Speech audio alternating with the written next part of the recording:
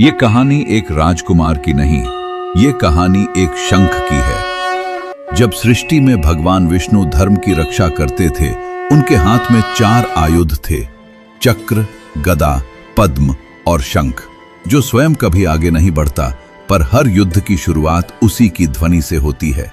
वही शंख पुनर्जन्म लेकर आया, नाम मिला भरत।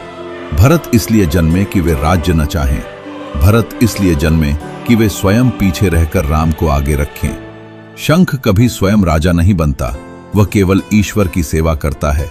और भरत भी राजा बन सकते थे, पर बने सेवक।